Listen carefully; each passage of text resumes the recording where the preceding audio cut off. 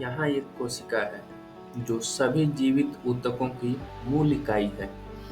अधिकांश मानव कोशिकाओं में एक संरचना होती है जिसे हम नाभिक न्यूक्लियस कहते हैं। नाभिक में जीनोम होता है। मनुष्यों में जीनोम 23 जोड़ी क्रोमोसोम के बीच विभाजित होता है।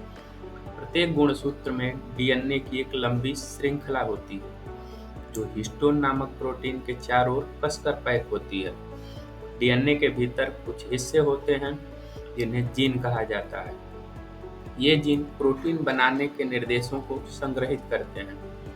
जब भी कोई जीन सक्रिय होता है, तो एक एंजाइम जिसे हम आरएनए पॉलीमरेज कहते हैं, जीन की शुरुआत से जुड़ जाता है। यह डीएनए के साथ साथ चलता है और नाभिक में मौजूद मुक्त आधारों से मैसेंजर आरएनए की एक श्रृंखला बनाता है।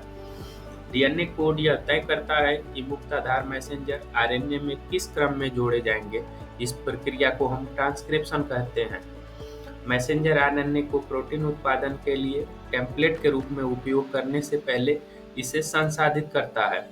इसमें आरएनए के कुछ हिस्सों को हटाना और जोड़ना शामिल होता है। इसके बाद मैसेंजर आरएनए नाभिक से बाहर कोशिका द्रव्य साइटोप्लाज्म में चला जाता है। कोशिका द्रव्य में प्रोटीन बनाने वाली फैक्ट्रियां होती हैं, जिसे हम राइबोसोम कहते हैं। मैसेंजर आरएनए से जुड़ जाती है। राइबोसोम मैसेंजर आरएनए में कोड को पढ़ता है और अमीनो एसिड की एक श्रृंखला बनाता है। 20 विभिन्न प्रकार के अमीनो एसिड होते हैं। ट्रांसफर आरएनए अणु अमीनो एसिड को राइबोसोम तक ले जाता है। मैसेंजर आरएनए के 3 आधार ट्रिपलेट के समूह में पढ़ा जाता है।